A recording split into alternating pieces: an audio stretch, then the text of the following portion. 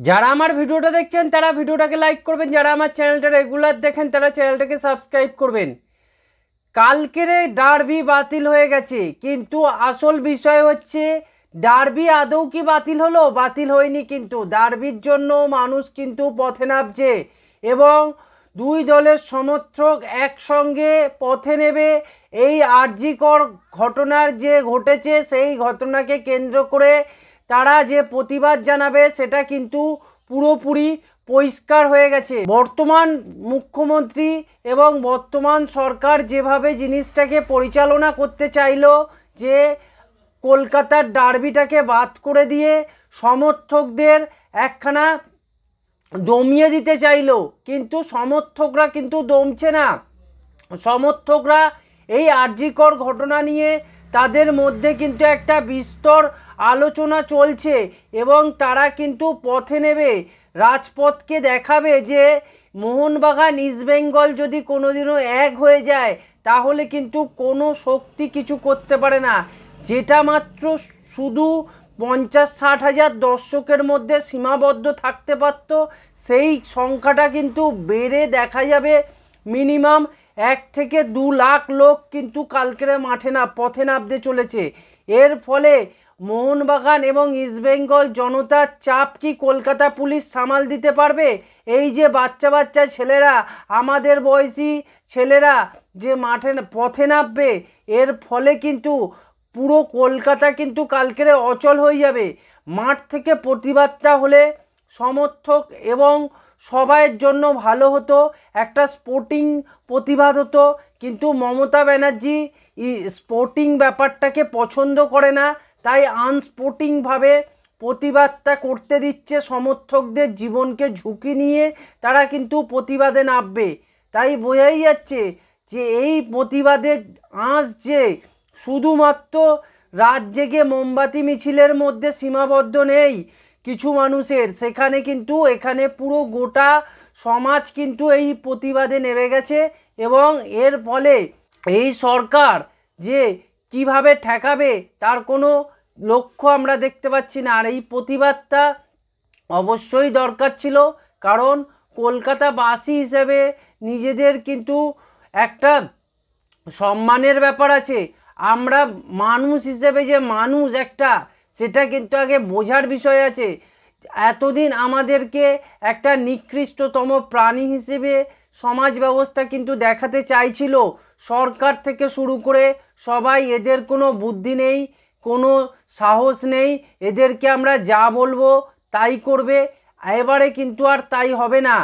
আমরা কিন্তু প্রতিবাদে নামছে এবং সমর্থকদের প্রতিবাদ জানেন তো, একবার যখন কোনো ইয়াং জেনারেশনের সমর্থকরা মাঠে নেমে যায় কোনো বিষয় নিয়ে, সেটা কিন্তু সাকসেসফুল করিয়েই ছাড়ে। এবং এই প্রতিবাদ যে কোন লেভেলে যাবে তার কোনো গ্যারেন্টি নেই। এই প্রতিবাদ মোহনবাগান ইস্টবেঙ্গলের প্রতিবাদ শুধু যে তাদের সন্তানদের মধ্যেই থাকবে তা নয়, এই জিনিসটা কিন্তু পুরো ফ্যামিলি কিন্তু মধ্যে এফেক্ট করবে। যারা এই প্রতিবাদটা অতটা বেশি গুরুত্ব দিয়ে দেখছিল না, তারা কিন্তু অনেক বেশি গুরুত্ব দিয়ে এবারে দেখতে শুরু করলো। কারণ এই যে খেলাটা বন্ধ করে দেওয়া একখানা, এটা কিন্তু একটা বিরাট অপরাধ। এত বড় একটা টুর্নামেন্ট, ডুরান্ড কাপ, যেটা ওয়ার্ল্ডের সেকেন্ড লার্জেস্ট টুর্নামেন্ট হিসেবে আমরা চিহ্নিত করে থাকি, সেই ধরনের টুর্নামেন্টে এরকমভাবে হঠাৎ মাঝপথে খেলা হবে না বলে বন্ধ করে দেওয়ার, এটা কিন্তু আইন বিরোধী একটা কাজ। সেই জায়গায় দাঁড়িয়ে এই সরকার যেই জিনিসটা করেছে সেই জিনিসটা কিন্তু অত্যন্ত অপরাধজনক। এবং যদি একবার মোহনবাগান ইস্টবেঙ্গল সমর্থক আর মোহামেডান সমর্থকরা এক হয়ে পথে নেমে পড়ে, তখন কিন্তু কোনো কারোর ক্ষমতা থাকবে না এই প্রতিবাদকে ঠেকানোর। এবং কিন্তু সেটাই কিন্তু হতে চলেছে কালকেরে। এবং দেখা যাক কালকেরে কত হাজার মানুষ মাঠে নামে। এবং আমার তো মনে হচ্ছে এই সংখ্যাটা 1,00,000-2 লাখও হয়ে যেতে পারে যদি ঠিকঠাক প্রতিবাদ আমরা করতে পারি।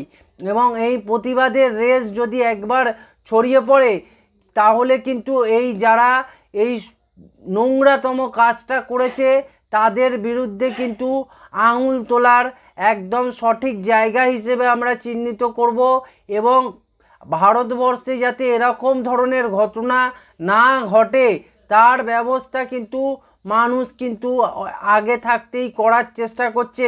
সরকাররা এই ব্যবস্থাকে কিন্তু এই জিনিসটাকে প্রশ্রয় দিচ্ছে, এই ধরনের কাজকর্ম, নোংরা ধরনের কাজকর্মটাকে।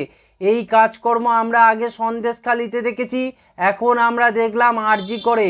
যখন একটা মানুষ তার নিজের ফিল্ডেই সেফ নয়, অর্থাৎ তিনি ডাক্তার হিসেবে ডাক্তারখানাতেই যদি সেফ না থাকে, তাহলে আমরা ঘরের মধ্যে থেকে ঘরে কি করে সেফ থাকবো সেটাও কিন্তু প্রশ্ন উঠে যাচ্ছে। আরও বেশ কিছু প্রশ্ন উঠছে। সঙ্গে সঙ্গে সরকারের অপদার্থতা, এটা কিন্তু একেবারে চোখে আঙুল দিয়ে দেখিয়ে দিচ্ছে। তার সাথে বলা যায় যে এই প্রতিবাদ আরজি কর, এটা কিন্তু শুধু একটা প্রতিবাদ নয়, শুধু একটা মানবিকতা নয়, এটা কিন্তু একটা সমাজকে শুদ্ধ করার একটা প্রক্রিয়া। এই প্রতিবাদের আঁচকে কিন্তু কোনো মতেই নিচের দিকে রাখা যাবে না, এটাকে কিন্তু বাড়াতে হবে। বাংলাদেশের যে প্রতিবাদ হয়েছে ওই প্রতিবাদের কোনো ভ্যালু নেই, কিন্তু এই আরজি করের প্রতিবাদটা কিন্তু একটা ভ্যালুয়েবল প্রতিবাদ। এর পেছনে লজিক আছে। বাংলাদেশের প্রতিবাদের মধ্যে পলিটিক্যাল অ্যাঙ্গেল ঢুকে যাওয়ায় প্রতিবাদটা কিন্তু ভেস্তে গেছিল, লাস্টে পলিটিক্সটাকেই বড় করে দেখানো হয়েছিল। কিন্তু বর্তমানে কলকাতায় যে আরজি কর ঘটনা নিয়ে ঘটছে, এটা কিন্তু একটা অসাম্প্রদায়িক, একটা অরাজনৈতিক প্রতিবাদ হিসেবেই কিন্তু সবাই দেখছে। এবং মোহনবাগান ইস্টবেঙ্গল সমর্থকরা যেভাবে মোহনবাগান ইস্টবেঙ্গলকে তারা মন থেকে সমর্থন করে, মোহনবাগান ইস্টবেঙ্গলের জন্য নিজের জীবনটাও দিয়ে দিতে পারে, যারা রাত জেগে সারা রাত শুধু জেগে থাকে খেলা দেখার জন্য, টিকিট পাওয়ার জন্য, দিনের পর দিন বৃষ্টিতে ভিজে রোদের মধ্যে দাঁড়িয়ে যারা টিকিট কেনে এবং যারা মাঠে গিয়ে খেলা দেখে, তারা কিন্তু এই প্রতিবাদটাকে কিন্তু বড় করে দেখছে। কত মানুষ এই মোহনবাগান ইস্টবেঙ্গল খেলা দেখবে বলে দুদিন ধরে সারা রাত জেগে টিকিট কাটার জন্য ছিল মাঠে ময়দানে পড়ে, বৃষ্টি ভিজে কি অবস্থায় পুরো কাদার মধ্যে লেপটা চিপটি হয়ে তারা পড়েছিল যে আমরা টিকিট নিয়ে মোহনবাগানের খেলা দেখতে যাব বা ইস্টবেঙ্গলের খেলা দেখতে যাব। সেই সমর্থকরা কিন্তু খেলা দেখতে পেল না, শুধুমাত্র কি কারণে না, এই মমতা ব্যানার্জি এবং ওয়েস্ট বেঙ্গল সরকারের যে একটা ভয় পেয়ে গেছে, ফুটবল খেলাকে ভয় পেয়ে যাচ্ছে না, এখান থেকে প্রতিবাদ হবে আরজি করের জন্য। আজকের আরজি করের ঘটনাটা প্রতিবাদ হওয়ারই যোগ্য, কারণ এটা ফুটবল কেন, এটা কোনো সিস্টেমেরই বাইরে নয়, এটা প্রত্যেকটা মানুষের রক্তে ঢুকে গেছে। যে আজকের যদি তারা তাদের ফিল্ডে সেফ না থাকতে পারে, আজকের যদি সমাজ ব্যবস্থা এরকম নোংরাজনক কারবার ঘটে, তাহলে কিন্তু আমাদের সমাজকে আমরা সুরক্ষিত রাখতে পারবো না। এটা কিন্তু সমর্থকরা পুরো বুঝে গেছে, ভারতবর্ষের প্রত্যেকটা মানুষ কিন্তু বুঝে গেছে। সেই হিসেবেই কিন্তু সরকার কিছু মানুষকে আড়াল করার জন্য আজকের কি করলো না, এই ডার্বিটাকেই বাতিল করে দিল। এই ডার্বিটা বাতিল করার জন্য কিন্তু সরকারকে খেসারত দিতে হবে। মোহনবাগান ইস্টবেঙ্গল শুধু ফুটবল মাঠেই সীমাবদ্ধ নয়, এরা যদি এক হয়ে যায় তখন কিন্তু আর কিন্তু কারোকে রোকা সম্ভব নয়। আর সেই জিনিসটাই কিন্তু বর্তমানে দেখা যাচ্ছে, মোহনবাগান আর ইস্টবেঙ্গল সমর্থক হাতে হাত মিলিয়ে লড়ার জায়গায় চলে যাচ্ছে। এটা কিন্তু একটা ভারতীয় ফুটবল তথা বিশ্বের জন্য খুবই ভালো একটা নিদর্শন। বিশেষ করে আমরা কলকাতাবাসী হিসেবে কলকাতায় যাতে সুস্থ, শান্তি এবং নিজেদের সম্মানকে রক্ষা করে যাতে বাঁচতে পারি, সেই জন্য কিন্তু এই প্রতিবাদ হওয়াটা দরকার ছিল। এবং এই প্রতিবাদ হওয়ার ফলেই দেখবেন যে এই প্রতিবাদের মুখটা আরও ওপরের দিকে উঠবে। এতদিন কিন্তু মিডিয়াম এজের বা কলেজে পড়া স্টুডেন্টরা কিন্তু এই আন্দোলনটা করছিল। এবারে দেখবেন যে 10 বছরের ছেলে 10 বছরের মেয়ে এই আন্দোলনে সামিল হচ্ছে, তখন কিন্তু আরও অন্যরকম আন্দোলন হয়ে যাবে এবং এই আন্দোলনকে ঠেকানোর ক্ষমতা আমার মনে হয় ভারতবর্ষ তথা কারণ থাকবে বলে আমার মনে হচ্ছে না। কারণ মোহনবাগান ইস্টবেঙ্গল সমর্থকরা 1 থেকে 80 সবাই কিন্তু মোহনবাগান ইস্টবেঙ্গলকে সমর্থন করার জন্য মাঠে যায়। তাদের রক্তে কিন্তু মোহনবাগান ইস্টবেঙ্গল জন্ম থেকেই থাকে।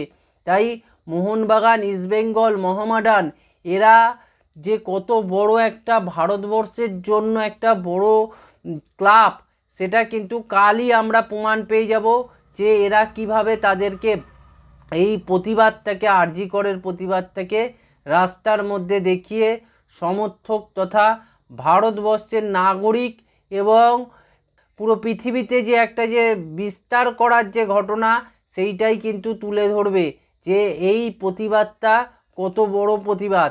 আস্তে আস্তে দেখবেন এই প্রতিবাদের আঁচ কিন্তু দেশ বিদেশেও ছড়িয়ে পড়বে এবং আমরা অন্যান্য দেশে বিক্ষিপ্তভাবে যে আন্দোলন দেখছিলাম এবারে সংঘবদ্ধভাবে আন্দোলনটা দেখা যাবে বলে আমার ধারণা। বিশেষ করে ভারতবর্ষে এই আন্দোলনের আঁচ অত্যন্ত হাই থাকবে বলে আমার ধারণা।